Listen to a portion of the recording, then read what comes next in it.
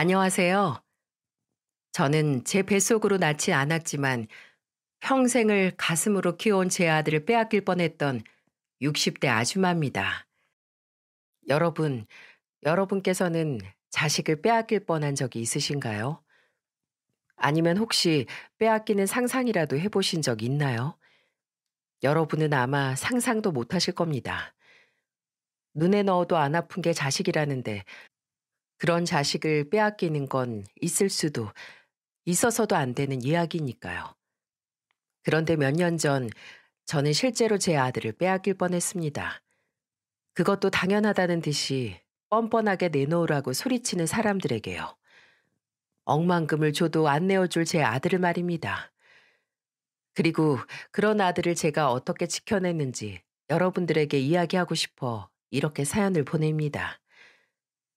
저는 꽃피는 시절 20살의 첫 남편과 만나 일찍이 결혼 생활을 시작했습니다. 그리고 저는 어렸을 적부터 아이들을 무척 좋아했어요. 동네 아이란 아이는 다 제 손을 타고 자랐다 해도 과언이 아니겠죠. 그래서인지 어렸을 때부터 저는 엄마가 되는 게 꿈이기도 했고요. 그런데 왜 인연은 하늘이 내려준다고 하잖아요. 제 삶에는 자식연이 없었던 건지 애석하게도 저는 첫 번째 남편과 함께했던 20년이란 길고 긴 시간 동안 3명의 아이를 유산하고 말았어요. 20년이란 결혼 생활 동안 자식이 하나도 없으니 제 결혼 생활이 순탄할 일이 있었겠어요? 첫 번째 남편은 집안의 장남이었는데 그 시절에 장남에게서 자식이 없으니 시어머니가 절 가만둘 리 없으셨죠. 제가 시어머니께 혼이라도 나는 날에는 애도 못 낳는 게부터 시작해서 네가 우리 집 대를 다 끊어놨다 하시며 절 사정없이 몰아세우셨죠. 또 유산하고 슬픈 마음에 홀로 방에 누워 있으면 시어머니는 어김없이 나타나 있던 애도 네가 잡아먹어 놓고 어딜 누워 있냐 하시면서 절 참 모질게도 내치시곤 했어요. 지금 시대였으면 제가 시어머니께 대들어 보기라도 했을 텐데 그 당시에는 그게 무슨 큰 죄라도 되는 줄 알았어요. 그래서 입도 떼지 못하고 그 모진 소리를 다 듣고만 있었네요. 그렇게 시간이 지나고 이제 아이를 갖기 힘든 나이에 접어드니 시어머니는 절 사람 취급도 안 하시더라고요. 그리고 시어머니와 똑같았던 남편도 이제는 대놓고 외도를 저질렀고요. 그리고 원망하는 절 보며 시어머니와 똑같이 아이도 못 낳으면서 이 집안엔 왜 있냐? 라는 망언도 서슴없이 해댔네요. 그래서 결국 마흔이란 나이에 사람 취급도 안 해주는 그 모질고도 모진 곳에서 도망 나왔습니다. 첫 번째 남편과 이혼한 후 저는 한동안 아무것도 하지 못했어요. 40살에 자식도 없고 남편도 없고 심지어 친정도 없었던 저는 살아야 할 이유마저도 없었죠. 그런데 삶의 끈은 제가 놓는다고 놓아지는 게 아니더군요. 그렇게 시간이 흘러가는 대로 살다 보니 어느새 몇 년이 흘렀고 저는 두 번째 남편을 만났습니다. 두 번째 남편은 참 자상했습니다. 그때 두 번째 남편은 제가 일하던 백반집에 자주 오시는 단골 손님이었어요.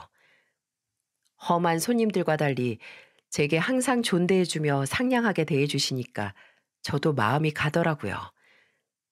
지옥 같은 20년의 결혼 생활을 청산했을 때 전 내 인생에서 더 이상 남자랑 같이 지낼 일은 없을 거야 라고 수없이 다짐했었습니다. 하지만 두 번째 남편을 만나보니 다시 한번 누군가의 아내로서 살아보고 싶다는 욕심이 들더라고요. 그래서 결국 전 재혼을 선택하게 되었고요. 그리고 참 인생사 세용지마라고 제게 아이가 없다 보니 재혼하는 데는 아무 문제가 없더군요. 20년의 결혼 생활에서는 저를 그렇게도 괴롭혔는데 말입니다. 재혼한 남편에게는 아들이 한 명 있었습니다. 왜 대개 재혼할 때 상대방의 아이 문제로 의견이 대립해서 다투기도 하고 그러잖아요. 하지만 저는 아이를 갖는 게 절실한 소망이어서 그랬는지 남편에게 아들이 있다는 점이 큰 축복처럼 느껴졌습니다. 그리고 꼭 좋은 엄마가 되겠다고 속으로 수없이 다짐했죠. 그렇게 제가 40살 초반이었을 때 저는 이제 막 중학교에 입학하는 아들이 한 명 생겼습니다. 이름은 최혁준. 혁준이를 처음 만나던 날이 제겐 아직도 생생하네요. 중학생이면 많이 어린 나이도 아닌데 제 아빠 손을 꼭 잡고 나타나서는 눈에 쌍심지를 켜고 절 한참이나 째려보는 게 아니겠어요? 그 당시 혁준이의 키는 제 귀 정도 오는 높이였는데 다 큰 아이가 절 그렇게 쳐다보니 처음엔 꽤 무서웠죠. 그런데 이내 어린아이가 어떤 일들을 겪었길래 앳된 얼굴에서 나이에 맞지 않는 저런 표정이 나오는 걸까 하고 생각해보니 되려 안쓰럽더군요. 그리고 혁준이와 내가 친해질 수 있을까 하는 걱정도 들었죠. 그런데 그런 제 걱정은 현실이 되었어요. 몇 주면 될 줄 알았던 혁준이의 낯가림은 몇 달이나 지속되었는데 그만큼 제 속은 타들어가는 것 같았습니다. 이런 제가 딱해 보였는지 동네 아주머니들은 남의 자식 키우는 게 제 자식 키우는 것보다 어렵다라고 하시면서 절 위로해 주셨죠. 이런 위로를 받을 때면 그래, 이런 상황에서 나만 힘든 게 아니구나 싶다가도 한편으로는 혁준이와 내가 사이 안 좋은 게 온 동네 사람들도 다 알 정도구나 하면서 속이 좀 상하더라고요. 혁준이는 제게 온몸에 털을 아주 뾰족하게 세우고 있는 고양이 같았어요. 그리고 식사 시간만 되면 혁준이는 어김없이 제 아빠한테 혼이 났는데 이유는 이랬습니다. 최혁준, 너 왜 밥 안 먹어? 아빠가 또 화를 내야 먹겠어? 여보, 혁준이가 먹고 싶으면 먹겠죠. 식사 시간마다 왜 애를 못 잡아서 그래요. 너 또 엄마가 네 밥 했다고 안 먹는 거야? 너 지금 그게 뭐 하는 행동이야? 네 엄마가 너 좋아하는 잡곡밥에 고등어 구이에 된장찌개에 한 상을 차려놨는데 넌 왜 밥을 안 먹냔 말이야? 내가 언제까지 네 밥을 일일이 따로 차려줘야 하는 건데, 어? 사내 자식이 입국 닫고만 있지 말고 뭐가 불만인지 말을 해보란 말이야. 혁준아, 아니야. 엄마가 미안해. 오늘 시장에 갔는데 고등어가 너무 좋았거든. 그래서 우리 혁준이한테 빨리 주고 싶은 마음에 요리를 내가 제 말이 끝나기도 전에 휙 하는 소리와 함께 혁준이가 또 상을 엎었습니다. 그리고 그날 처음으로 제 아빠에게 대들며 울면서 이렇게 말하더군요. 친엄마도 날 버렸어요. 10년 넘게 날 키워온 엄마도 내가 잘 때 그것도 한마디 인사말도 없이 날 그렇게 버리고 갔다고요. 친엄마도 날 그렇게 대하는데 새엄마라고 계모라고 뭐가 다르겠어요? 이 여자가 해준 밥을 왜 안 먹냐고요? 여기에 독을 탔을지 내가 어떻게 알고 먹어요. 나만 없으면 이 여자랑 아빠 둘이 잘 지낼 텐데 이 여자 눈에는 제가 눈의 가시 아니겠냐고요. 뭐? 뭐 이 자식아? 계모? 뭐 독을 타? 넌 그게 맨날 얼굴 보고 지내는 네 엄마한테 할 소리야? 네 버리고 간 친엄마야. 나 싫다고 도망간 거고. 네 새엄마는 너랑 나 좋다고 여기 와서 같이 지내는 건데 너만 마음 열면 될걸. 왜 너 한 놈 때문에 우리 가족이 매번 이렇게 기분 나빠야 하냔 말이야. 거봐요. 아빠도 지금 내가 눈에 가시라고 얘기하시는 거죠? 나만 없으면 이 집안을 잘 돌아갈 테니까 나가라는 거잖아요. 뭐시? 순간 화를 참지 못한 남편이 혁준이의 뺨을 때리려고 했죠. 너무 놀란 저는 혁준이를 지켜야 한다는 생각이 들어 혁준이의 얼굴을 감싸 안았어요. 그렇게 남편의 손은 제 뒤통수를 때렸고 아악 하는 소리를 내면서도 저는 혁준이의 얼굴을 꽉 감싸 안고 있었죠. 여보, 왜 당신이 끼어들어?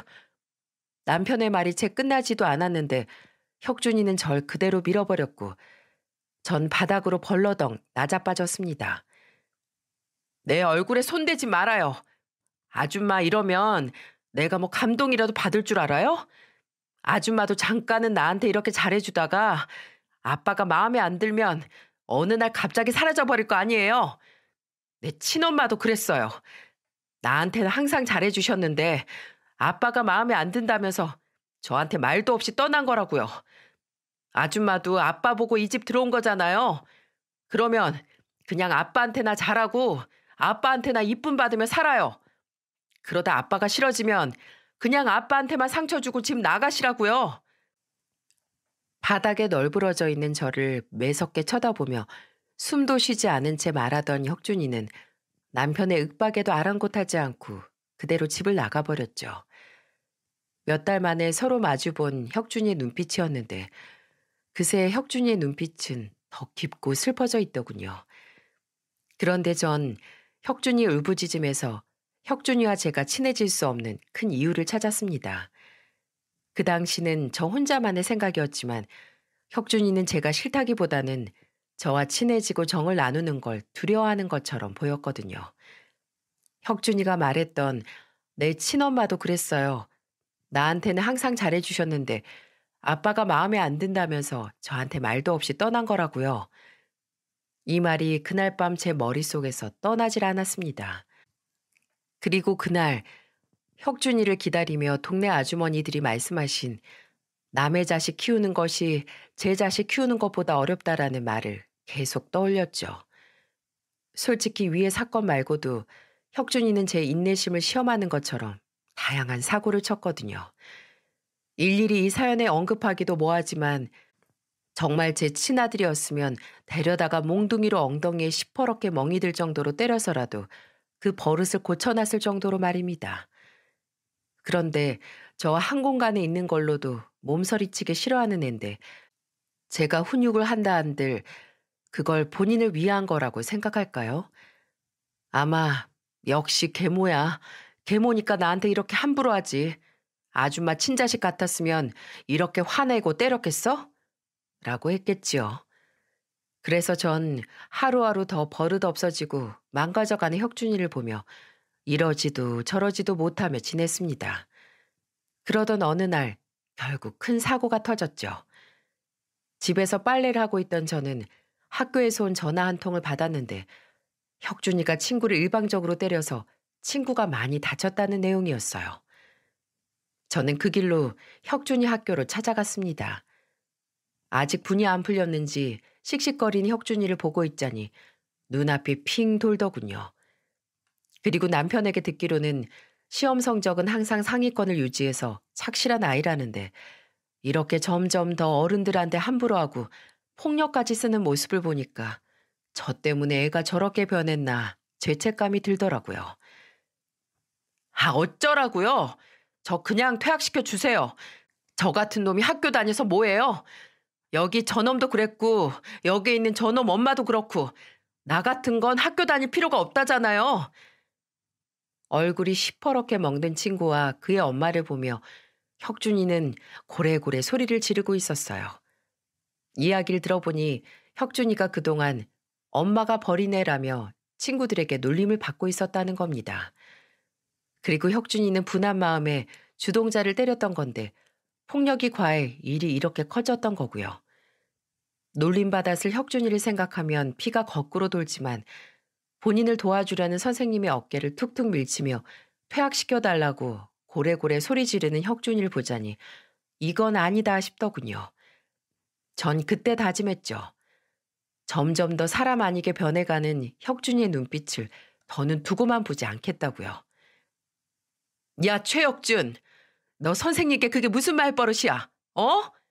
그리고 어디 선생님을 툭툭 밀치고 있어? 아, 아줌만 또 뭐예요?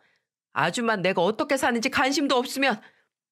혁준이 말이 끝나자마자 전 혁준이의 뺨을 있는 힘껏 한 대 때렸습니다. 그리고 절 노려보는 혁준이를 보며 빨갛게 올라온 뺨을 한 대 더 때렸죠. 너도 그만해. 내가 왜 네 아줌마야, 엄마지. 난 네 엄마야. 그래서 난 네가 이런 식으로 하늘 무서운지 모르고 이 사람 저 사람한테 건방 떠는 꼴 더는 안 봐줘. 너 당장 선생님께 잘못했다고 용서 빌어. 어서. 제 화난 모습을 처음 봤는지 혁준이는 아무 말도 못하고 절 쳐다만 보더군요. 그런데 갑자기 혁준이가 때린 친구 어머님이 제게 말했어요. 아, 당신이 얘 계모야? 계모라 애가 이렇게 아나무인이 되도록 아무 신경도 안 쓰나? 우리 애 어떻게 할 거야? 그 시험인데 저 팔로 공부를 어떻게 하냐고? 공부는 해서 뭐 한대요? 뭐? 학생인데 공부해서 뭐 하냐니? 계모라 그런지 애들 공부 이런 건 전혀 관심이 없나 봐. 아니요. 제 말은 듣기로 당신 아들이 제 아들 놀리는 주동자였다는데 친구가 처한 상황을 이해해주긴커녕 여기저기 떠벌리며 놀리고 다닌 놈이 공부는 해서 뭐 하냐고요? 쟤는 공부보다 인성교육이 먼저 아닌가요? 그리고 우리 혁준이는 공부하란 소리 안 해도 알아서 잘하고요. 뭐? 너 내 아들한테 말 다 했어? 계모 주제 어디 친엄마인 나한테 자식 교육을 운운하고 있어? 아이고 그 애미에 그 아들 납시셨네. 저기요 아줌마 제 혼이 어때서요? 계모가 어때서요? 제가 계모라 우리 혁준이 옷을 안 빨아입혔어요. 아니면 학교를 안 보냈어요? 아, 아줌마 말 나온 김에 우리 혁준이 교복 한번 봐요. 친엄만 옷도 안 빨아입히는지 저기 좀 봐봐. 목 뒤가 아주 누렇게 변했구만. 우리 애 옷은 깨끗하고 옷에 주름 하나 없이 쫙쫙 다려 입혀요. 애 옷이나 신경 써주면서 저한테 그런 말 하세요. 뭐? 아, 다 됐고 돈 내놔 돈. 우리 애 치료비 내놓으라고. 아, 결국 이 소란을 부린 게 돈 때문이었어요? 아들 장사하시게요? 그럼 당신 아들이 내 아들 놀린 거 그거 먼저 사과하라고 하세요. 그럼 제가 치료비는 얼마든지 드릴게요. 대신 선 사과 후 보상이에요. 사과 먼저 해요. 어서요. 그날이 제가 혁준이를 위해 처음 엄마로 나선 날이었습니다. 그날 저는 끝끝내 사과를 안 하는 친구에게 단돈 1원의 치료비도 보상하지 않았고 그 엄마도 본인 아들의 고집을 못 꺾은 채 빈손으로 돌아갔죠. 그런데 이날 저는 혹시 제게 맞은 것이 분해 또 역시 계모 맞잖아 라는 소리를 들을 줄 알았는데 혁준이의 첫마디에 저는 눈물을 흘리고 말았어요. 엄마, 아까는 좀 아팠어요. 바로 절 엄마라고 불렀던 겁니다. 혁준이와 지낸 지 7개월 만의 일이었죠. 저는 혁준이와 나란히 걸으며 그 얘기를 듣는데 눈물이 왈칵 쏟아져 혁준이 얼굴 반대 방향으로 고개를 돌렸습니다. 그리고 한참을 걸으며 이야기했죠. 엄마, 그동안 내가 잘못했어요. 난 엄마가 내 편이 아닌 줄 알았어요. 오늘 그 자식 엄마가 날 몰아세우는데 그때 내게 엄마가 없다는 게 참 서럽더라고요. 그런데 오늘 내 편을 들어주는 엄마가 있어서 참 좋았어요. 그랬구나. 아휴, 내가 더 일찍 오지 못해서 미안해. 그리고 아까 널 때린 것도 미안하고. 하지만 난 말하지 않아도 돼요. 엄마 마음 다 알아요. 오히려 엄마한테 맞고 나니까 정신이 확 들던걸요. 앞으로 나 다시 예전처럼 잘 지내볼게요. 대신 엄마, 나랑 약속 하나 해줘요. 엄마는 나 절대로 버리지 않겠다고. 혁준이의 진심 어린 속마음에 전 길을 가다 말고 혁준이를 안고 펑펑 울었습니다. 그렇게 남편과 저 그리고 제 아들 혁준이는 제가 재혼한 지 7개월 만에 진짜 가족이 될 수 있었죠. 그 후로 제 삶은 여느 엄마와 다를 바가 없었습니다. 혁준이는 아침마다 제가 해준 밥을 먹고 등교하고 또 제가 챙겨준 도시락으로 점심을 먹었죠. 그리고 저녁이면 남편과 혁준이 저 셋이 둥근 밥상에 둘러앉아 저녁밥을 먹었고요. 그리고 혁준이가 성인이 돼서 했던 말이긴 한데 혁준이는 제 첫인상이 참 좋았다고 했습니다. 저를 처음 보자마자 제가 따뜻한 사람이란 걸 본능적으로 느꼈다면서 말이죠. 그래서인지 제게 마음을 여는 것이 더 힘들었다고 하더군요. 저한테 많은 걸 의지하게 되어버릴까봐 덜컥 겁이 났다면서 말이죠. 이 작은 아이가 이렇게 많은 부분을 따지고 재며 본인 감정을 조절하며 지냈다는 게 전 마음이 무너지듯 아팠습니다.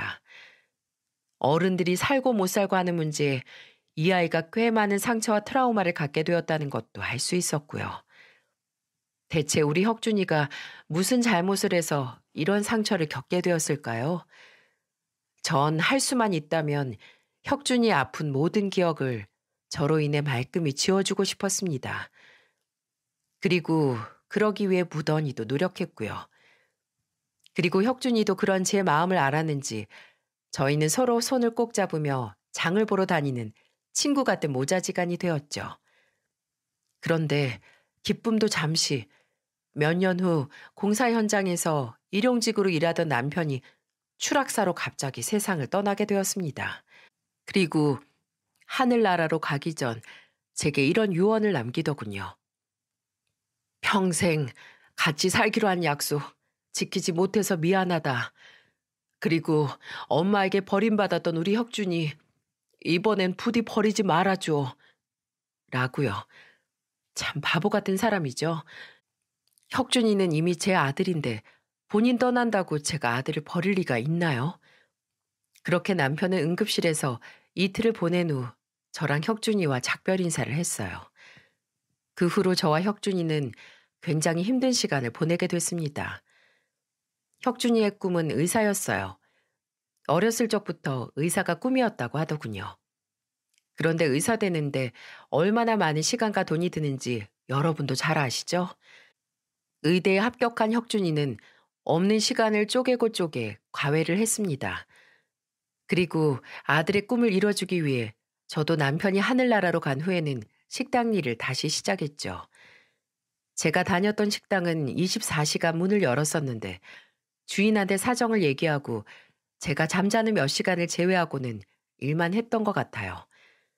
그렇게 10여 년도 훌쩍 넘는 시간을 보내고 아들은 정식 의사가 되었죠.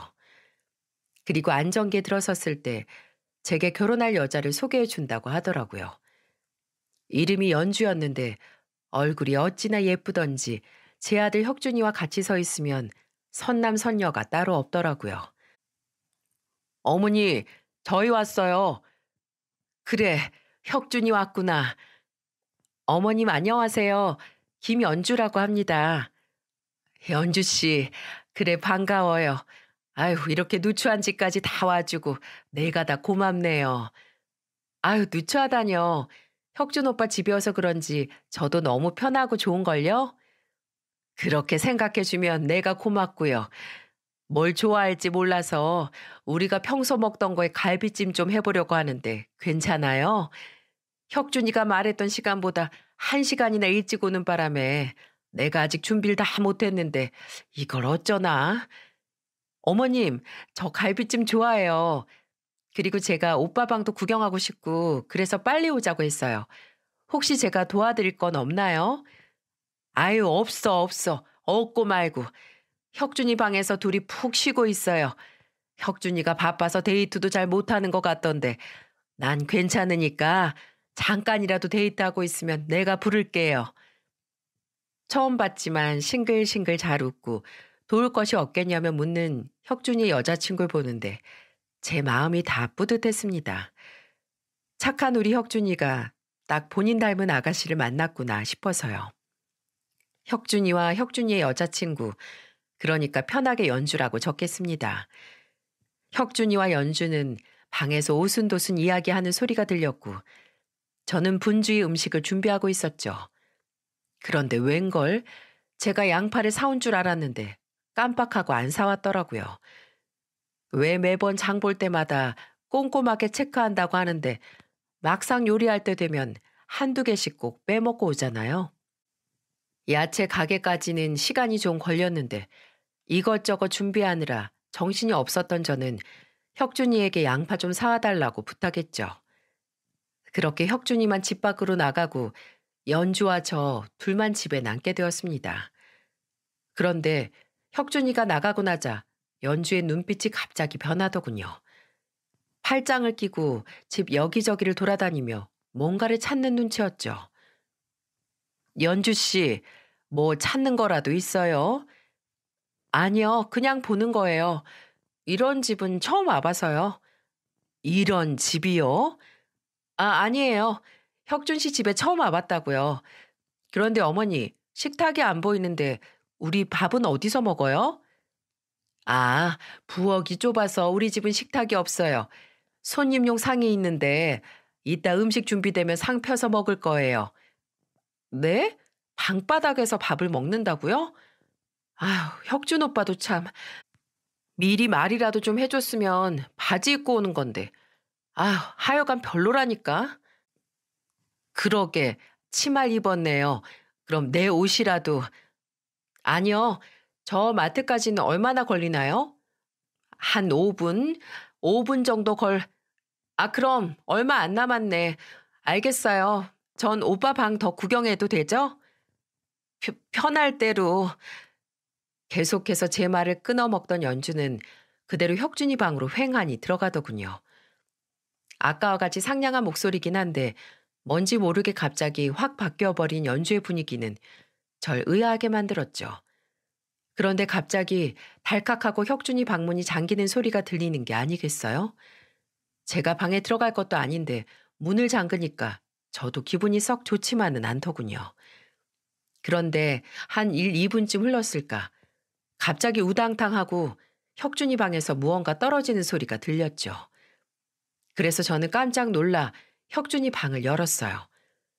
그 사이 연주는 황급히 뭔가를 본인의 가방에 숨겼는데 이내 절 보고 소리 높여 말하더군요. 어머니, 노크도 없이 그렇게 들어오시면 어떡해요. 그리고 제가 방문까지 잠갔는데 그렇게 문까지 따고 들어오시는 건 예의가 아니죠. 아, 여기 방문이 고장나서 잠가도 그냥 열리는 문이라. 아니, 그런데 도대체 뭘 했길래 그렇게 놀라는 건지 이해가 안 돼. 갑자기 소리를 지르는 연주에 저는 깜짝 놀랐고 말을 이어나가려던 찰나에 혁준이가 들어왔습니다. 어머니, 무슨 일이에요? 아니다. 연주가 네 방 구경하다 뭘 떨어뜨린 것 같구나. 곧 식사 준비 끝나니까 밥 먹을 준비해라. 제가 갑자기 방문을 연 건 잘못이긴 했지만 그렇게 소스라칠 정도로 놀라고 소리를 지르는 연주가 내심 찝찝했죠. 그런데 혁준이가 다시 돌아오자 연주의 분위기는 처음 그때처럼 다시 바뀌더군요. 어머니, 음식 솜씨가 너무 좋으세요. 저희 가정부, 아니, 우리 집에서는 절대 못 먹을 맛이에요. 그렇게 말해주니 기분이 좋네요. 많이 했으니까 먹고 더 먹어요. 그런데 혁준이가 워낙 바쁘다 보니 내가 혁준이한테 연주 씨 이야기를 많이 못 들어서요.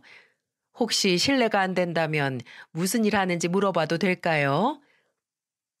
저 배우예요. 촬영하다 다쳐서 병원에 간 적이 있는데 그때 병원에서 혁준 오빠를 처음 만났어요. 그리고 어머님, 말 편하게 해주세요. 그게 제가 더 편할 것 같아요. 알겠어요. 그럼 이제 편하게 할게요. 그런데 배우라고? 어쩐지 처음 들어올 때부터 일반인 같지 않다 생각은 했는데 역시 배우였구나. 그런데 TV에서는 본 적이 아직 인기 있는 드라마에선 나온 적은 없어요. 일 얘기 말고 다른 얘기하면 안 될까요? 일 얘기에 갑자기 제 말을 또 잘라먹고 표정이 변한 연주. 그리고 황급히 말을 돌리는 혁준이를 보며 제가 뭔가 실수한 것 같다는 느낌이 들 때쯤 연주의 핸드폰 벨소리가 울렸습니다. 혁준이 방에서 통화를 한다고 하던 연주는 약간씩 언성이 높아졌죠. 그리고 이내 나와서는 식사를 다 끝냈는데 이만 먼저 가봐도 되겠냐고 묻더군요.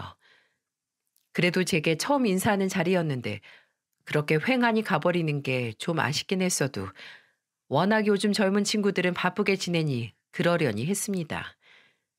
그리고 또 얼마의 시간이 흐르고 혁준이와 연주는 계속 잘 지내는 듯 했습니다. 그런데 어느 날부터 부쩍 혁준이가 술 먹는 날이 많아졌고 집에서도 얼굴에 늘 그늘이 져 있더군요. 왜 그런지 물어봐도 대답도 안 하고요. 제게 마음을 연 이후로 혼자 지내는 제가 심심하기라도 할까 미주알 고주알 다 늘어놓으며 이야기하던 앤데 이렇게 입을 꾹 다물고 있으니 여간 걱정되는 게 아니겠어요? 혹시나 연주와 무슨 일이 있나 의심하기도 했지만 연주는 혁준이가 없는 날에도 자주 집에 놀러 왔었어요. 그리고 저와 한참 수다를 떨고 갔던 터라 연주와는 상관없는 일이라고 생각했어요. 그렇게 혁준이가 연주네 집으로 결혼을 승낙받으러 간다고 했던 날이 왔습니다. 예비 장인어른 장모님을 뵈러 가는 날 아침, 혁준이의 표정은 마치 뭐랄까요? 이런 표현은 좀 그렇지만 도살장에 끌려가는 소처럼 억지로 나가는 표정이었죠. 그리고 역시나 혁준이는 그날 밤 집으로 술에 취해 들어왔고 며칠이 지난 뒤엔 집요하게 묻는 제게 지쳤는지 연주와 헤어졌다고 하더라고요. 말로는 덤덤하게 헤어졌다고 하는데 마음고생이 심한지 혁준이는 하루가 다르게 야위어 갔습니다.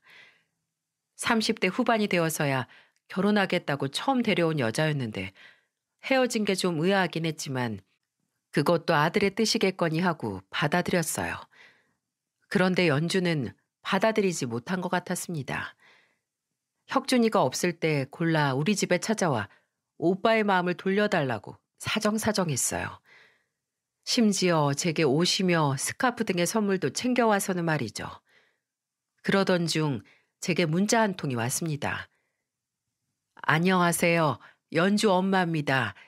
직접 뵙고 할 이야기가 있는데 만났으면 합니다. 어느 날 본인이 연주 엄마라며 제게 보내온 문자. 이전에 연주가 자주 연락드리겠다며 제 번호를 알아간 적이 있었는데 제 번호는 아마도 연주가 알려준 모양이었어요. 혁준이는 연주와 정리한다고 했는데 이 자리를 나가야 하나 말아야 하나 고민했었죠. 그런데 제 아들이 힘들어하는 이유라도 들어봐야겠다 싶어 전 약속을 잡고 자리에 나갔습니다. 저는 집 앞에 있는 큰 한식당으로 갔고 그곳에는 김연주로 예약된 방이 하나 있었죠. 직원에게 예약된 방을 안내받고 들어갔는데 글쎄 거기에 혁준이가 있는 게 아니겠어요? 어머니, 혁준아, 네가 여긴 어떻게... 병원장님, 저희 어머니는 여기 왜 부르신 거예요? 제가 그만큼 말씀드렸잖아요. 갑자기 벌어진 상황에 저는 아무 말도 하지 못하고 화를 내는 혁준이만 쳐다보고 있었어요. 혁준이 맞은편으로는 한 부부가 있었는데 혁준이가 병원장이라고 불렀던 분은 연주의 아버지셨고 그 옆에는 제게 문자를 보냈던 연주 어머니가 앉아 계셨죠. 그리고 연주와 연주 남동생도요. 마치 상견례 자리 같았습니다. 연주 부모님은 TV에서나 나올 법한 뭐랄까요? 부잣집 중년 부부 같은 모습이었어요. 나름 기죽기 싫어 저도 옷장에 있던 옷 중에 제일 좋은 거로 입고 나왔는데 그 당시 제가 참 초라하게 보이더라고요. 혁준이 어머님 되시죠? 안녕하십니까? 저는 연주 애비 되는 사람입니다. 아, 네, 안녕하세요. 그런데 지금 이게 어떤 상황인가요? 저는 연주 어머니를 뵈려고 나왔는데요. 어머니, 어머니는 제가 연주랑 끝났다고 그렇게 말씀드렸는데 이 자리에 나오긴 왜 나오셨어요? 저랑 당장 나가요. 제 대답에 또 화를 낸 혁준이는 이내 제 손을 확 잡아 끌더니 문 밖으로 나가려고 했죠. 그러자 연주 아버지께서 이렇게 말씀하시더군요. 제가 돌려 말하는 걸 잘 못해서 바로 말씀드리겠습니다. 제가 최서방을 대릴 사유로 드리고 싶은데요. 최서방이 어머님 혼자 계시는 게 마음에 걸리는지 이렇게 한 달 넘게 버티고 있네요. 제 마음은 이런데 사부인 생각은 어떠십니까? 네? 대릴 사위요? 당황한 저를 보더니 혁준이는 더 큰 소리로 내지르며 말했어요. 저 그 결혼 못합니다. 아니 안 합니다. 제가 연주를 사랑하고 결혼까지 생각했던 건 맞지만 두 분이 원하는 조건들은 절대 제가 용납할 수 없습니다. 그리고 이렇게 저 모르게 저희 어머니까지 부르시는 건 저와 저희 어머니에 대한 배려가 아니라고 생각하고요. 예, 혁준아. 아니, 지금 대체 무슨 말을 하는 거니? 결혼하는 조건이 있었다는 거니? 어머니 모르셔도 돼요. 알 필요도 없고요. 혁준이가 이렇게 화를 내는 모습은 중학교 이후에 처음 봤어요. 그리고 웬만해서 어른들한테 화를 내는 아이가 아닌데 모든 게 당황스러웠죠. 그런데 연주 어머니의 말을 듣고는 상황을 이해할 수 있었습니다. 어머니도 알 건 아셔야지. 네, 맞습니다. 저희가 결혼하면 최서방한테 대릴 사이로 들어오라고 했습니다. 아실지 모르겠지만 연주 아버지가 병원장이에요. 그리고 저희 부부는 그 병원을 이어받을 사위를 원하고요. 때마침 제 딸이 의사와 사귀고 있다길래 저희는 적극 찬성했지요. 그런데 대릴 사이가 뭐 어렵다고 이렇게 버티는지 저희 부부는 도저히 이해를 못하겠더군요. 아, 상견례를 하자고 해도 싫다고 하더니 이제 나의 연주와 헤어지겠다고 하네요. 생각해 보세요. 솔직히 대릴 사이로 들어와서 병원 경영도 좀 배우고, 아, 네, 그건 그렇지요. 그게 혁준이 앞날에 도움이 된다면야. 어차피 결혼하면 제 살림 꾸려나가 살 텐데요. 그런데 저는 지금 처음 듣는 소리여서 혁준이와 상의도. 어머니, 그렇게 뭐가 그래요? 어머닌 잘 알지도 못하면서 무슨 대답을 하고 그러세요? 혁준이의 말에 저는 가슴에 비수가 꽂힌 듯 아팠습니다. 이 식당에 처음 들어와 연주 부모님을 배웠을 때도 제 차림이 초라해 보였는데 잘 알지도 못하면서 대답하려 하나 이런 혁준이의 말이 괜히 절 서운하게 만들더군요. 하지만 저는 곧 혁준이가 제게 왜 화를 내는지 알 수 있었어요. 그런데 이거 설명 좀 해주시겠습니까? 연주 어머니의 말이었습니다. 이렇게 말하고 테이블 정 가운데 사진을 한 장 꺼내더군요. 저는 그 사진을 보고 경악할 수밖에 없었어요. 그 사진은 혁준이 어렸을 적 사진인데 한쪽에는 죽은 아버지가 그리고 다른 한쪽에는 혁준이의 친모가 있었죠. 저와 혁준이가 친하게 지내고 얼마 후 혁준이는 친모의 기억을 모두 지우고 싶다며 같이 찍었던 사진을 다 불태운 적이 있었어요. 그때 저는 혁준이가 혹시 나중에 친모가 보고 싶어질 때가 있지 않을까 하는 노파심에 하나를 숨겨놓았죠. 그리고 혁준이가 앨범에 손을 잘 대지 않을 나이가 되었을 때 혁준이 책장 제일 위에 있는 가장 오래된 앨범 제일 뒷장에 꽂아놓았습니다. 그런데 이게 어떻게 연주 어머니 손에 들어가게 됐는지 의심이 들었죠. 그리고 이내 연주가 첫인사를 하러 집에 왔을 때 혁준이의 방문을 걸어 잠그고 혁준이의 방을 뒤졌다는 걸 알 수 있었네요. 이 사진이 왜 여기에? 혁준이 친모는 어디 계시나요? 그리고 엄마 대 엄마로서 하나만 묻겠습니다. 사부인이라면 본인 딸에게 계모까지 챙기라고 하시겠습니까? 이어지는 연주 어머니의 말에 저는 할 말을 잃고 말았어요. 제가 사실상 계모인 건 맞지만 제게 한 질문은 뼈가 있어 보였죠. 대답해 보세요. 저는 솔직히 제 딸아이가 친모도 아닌 계모를 시어머니로 모시며 살아가야 한다는 게 싫습니다. 그래서 최서방에게 어머니와 연을 끊으라고 했죠. 그랬더니 지금처럼 저렇게 화를 내는 게 아니겠어요? 어떻게 생각하시나요? 그만하시라고요! 혁준이가 고래고래 소리를 질러도 연주 어머니의 말은 끊임없이 이어졌죠. 우리 최서방, 저희랑 있으면 자연스럽게 병원장도 되고 좋은 집에서도 살 수 있습니다. 그리고 연주 말 들어보니 식탁 하나 없는 작은 집에서 지내신다고요? 그런 곳에 사시는 분이 최서방 앞날은 어느 정도 보장해 주실 수 있으신가요? 제가 만약 친모였다면 우리 집으로 들어오는 대릴사위 자리를 절대 반대하진 않을 텐데요. 혹시 최서방, 그러니까 의사 아들 등에 업고 빨대 꽂아 드실 생각은 아니셨죠? 본인이 진짜 아들로 생각하신다면 얼른 최서방 설득해서 결혼하게 만드시고 최서방 앞날을 위해 연 끊어주세요. 그래야 최서방도 마음 편히 대릴사이로 들어와서 살지 않겠어요? 참 기가 막히고 코가 막히는 상황이었습니다. 제가 계모가 맞긴 하지만 저는 혁준이를 마음으로 낳고 눈물로 키웠습니다. 제 친아들과 다름없게 20여 년 넘게 키웠는데 이런 대접을 받다니요. 연주 어머니의 말에 기가 차서 이대로는 안 되겠다 싶어 따지러 들 때 혁준이가 이렇게 말하더군요. 제 어머니 모욕하는 말은 그만하세요. 제 어머니 남들은 다 계모라고 해도 저한텐 친엄마입니다. 도망간 제 친모보다 저한테 더 지극정성으로 대해주셨고 두 분이 원하시는 그 의사 사위의 의사도 다 제 어머니 덕에 가능했던 거고요. 그런데도 지금 제 어머니랑 연을 끊으라는 겁니까? 그것도 결혼의 조건으로요? 저는 절대 그럴 일 없습니다. 그리고 제가 그 조건 못 받아들인다고 그렇게 말씀드렸는데 왜 이렇게 끈질기게 이러시는데요? 제가 연주랑 처음 만날 때부터 무조건 사위 삼겠다며 제가 일하는 곳에 사람까지 붙여서 절 하나하나 감시하셨잖아요. 제가 모를 것 같았습니까? 그리고 이젠 하다하다 연주한테 제 방까지 뒤지게 하셨나 본데 제 약점이라도 잡을 심산이셨어요? 그래서 찾아내신 게 우리 엄마가 친모가 아니라 계모라는 거고요.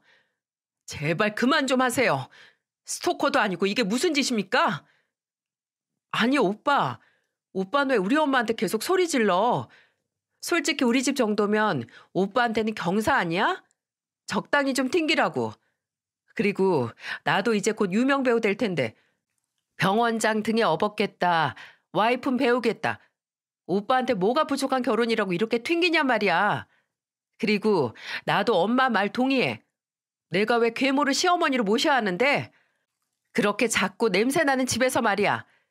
오빠 그냥 엄마랑 연 끊고 우리 집에 들어와 살자니까? 그래 최서방. 그리고 난 미리 말하지만 친자식도 아닌 최서방 결혼식에 계모가 혼주석에 앉아있는 꼴 절대 못 보니까 그렇게 하려고. 뭐라 부를 말이 없네. 최서방 계모님 제 말 들으셨죠? 당신 혼주석에 절대 앉지. 연주 어머니의 말이 끝나기도 전에 혁준이가 연주 어머니 뺨을 때렸습니다. 너무 갑자기 벌어진 상황에 연주 아버지는 벌떡 일어나시고 연주는 본인 어머니를 감싸 안았죠.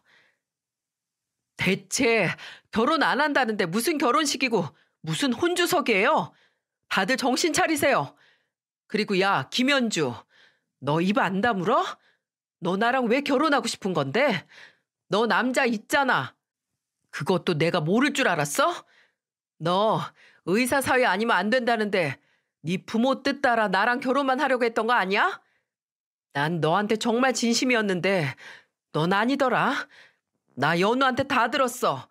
너랑 네 부모가 나 대릴 사이로 앉혀놓고 나 개처럼 부려먹으려고 했다는 거. 그래서 날 선택한 거겠지. 가난한 의사놈 구해서 당신들 뜻대로 부리려고.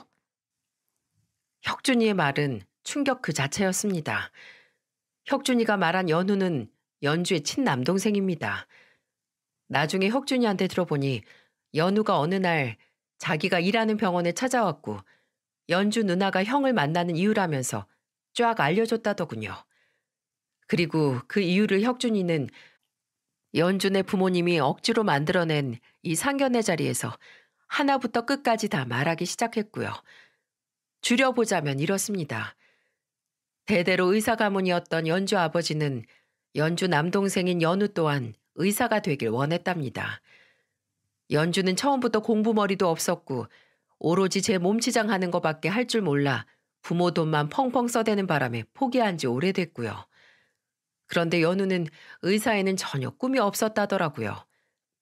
그래서 방황 아닌 방황으로 억지로 들어갔던 의대도 부모 몰래 자퇴하고 방랑자처럼 여행을 다녔다네요. 그렇게 시간이 흐르고 연우가 집에 돌아오자 집에서는 배신자 소리를 들으며 쥐 죽은 듯 있었다죠. 그리고 연우가 보기에 연주 아버지의 욕심이 줄어드나 싶었는데 끝내 포기하지 않으셨고 이번엔 의사 사위로 눈을 돌렸다는 거예요. 그래서 하나뿐인 딸에게 의사 사위만 데려오면 뒤에서 뭘 하고 다니든 상관하지 않겠다고 했다면서 말이죠. 그러다 혁준이를 만난 거였는데 집안도 변변찮아 보여 대릴 사위 제안을 한 번에 받아들일 거라며 집안이 잔치 분위기였다네요. 그런데 혁준이가 계속 거부를 하자 사람을 붙여 협박 아닌 협박도 하고 약점이 될 만한 건 모조리 잡아오라며 그간 제 집을 드나들었다는 거죠. 그리고 연주는 이런 식으로 그동안 3명의 남자에게 더 접근했었다네요. 그런데 그보다 더 충격적인 건 연주 아버지가 말한 그 상관하지 않겠다에는 연주의 사생활도 다 포함되어 있었다는 겁니다. 그리고 평소 문란했던 연주는 그새를 못 참고 제 아들 혁준이와 여러 남자를 동시에 만나고 있었고요. 그리고 이런 가족들한테 질릴 대로 질려버린 연우가 아무것도 모르고 있던 혁준이를 찾아와 모두 말해줬다는 거죠. 세상에, 이게 다 의사 사유를 얻고 싶은 연주 부모님의 계략이라고 생각하니 제 온몸에 소름이 끼치더군요. 그리고 이런 말을 다 들으니까 저도 더 이상 아들을 위해 참고 있을 수 없었습니다. 아니, 이제는 진짜 참으면 안 될 상황이 온 거죠. 뭐야? 이 사람 같지도 않은 것들이 내 자식을 뺏어가려고 했다는 거야? 그거 당신들 집착인 거 알아? 멀쩡히 잘 지내고 있는 내 아들을 왜 깨어내어서 이런 시궁창에 빠뜨리냔 말이야. 그리고 연주 너 처음 볼 때부터 말 살살 끊어먹고 분위기도 묘하게 왔다 갔다 하는 게 계속 걸렸는데 네가 감히 내 아들한테 의도적으로 접근한 것도 모자라 두고 다른 남자를 만나러 다녔다고? 짝! 저는 혁준이가 연주 어머니의 뺨을 때린 걸로도 분이 식지 않아 이번엔 제가 연주의 뺨을 한 대 쳐버렸습니다. 그러자 제게 버럭버럭 소리를 지르며 이러더군요. 아줌마, 나 배우예요. 배우는 얼굴이 생명인 거 몰라요? 아, 진짜 별. 아줌마, 내 얼굴 어쩔 거야? 빨갛게 부어올랐잖아요.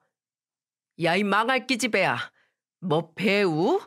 TV에 얼굴 한번 안 비치는 배우가 있냐? 어? 말만 배우 하지. 배우라면 먼저 행실을 더 단디해야지.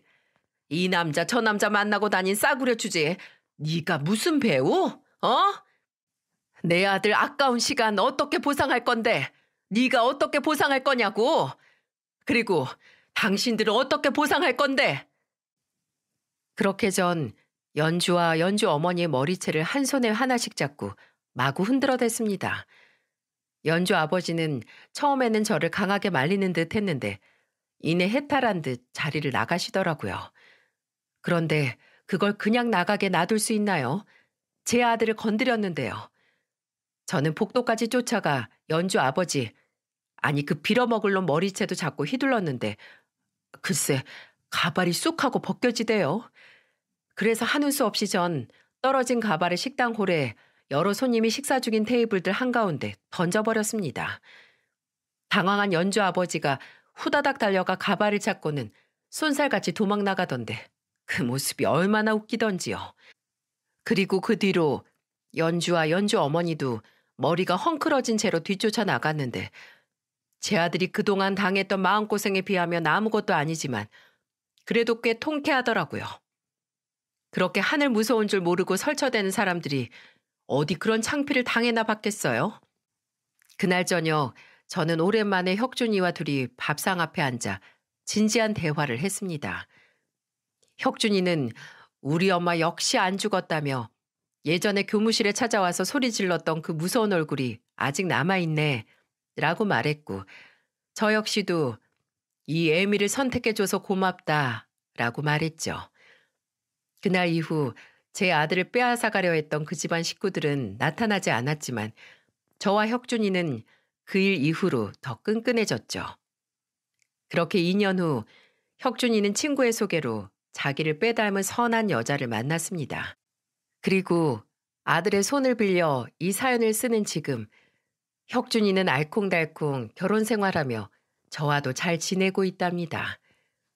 여러분, 부모가 자녀에게 남겨줄 수 있는 가장 위대한 유산은 날마다 그들과 잠깐이라도 시간을 함께하는 것이다. 라는 말을 아시나요? 제가 가끔 이 애미는 혁준이 너한테 물려줄 게 없는데 혹시 그때 그 대릴사이 자리 포기한 거 후회하지 않니? 라고 물으면 혁준이가 제게 몇 번이고 해주던 말이었습니다. 어머니는 제게 이렇게 대화하는 시간만 오래오래 주시면 그걸로 충분해요. 라면서 말입니다. 여러분도 제 아들 혁준이의 말에 동의하시나요? 제 사연이 어느 시간대 올라갈지 모르겠지만 제 사연을 보신 후라면 부모님께 전화 한번 해보시는 게 어떨까 싶네요. 부모와 자식은 함께하는 시간이 많을수록 좋은 거니까 말이죠. 이렇게 눈물로 키웠던 제 아들을 빼앗길 뻔했다가 되찾아온 제 긴 사연은 끝이 났습니다. 오랜 시간 긴 이야기를 들어주셔서 진심으로 감사합니다.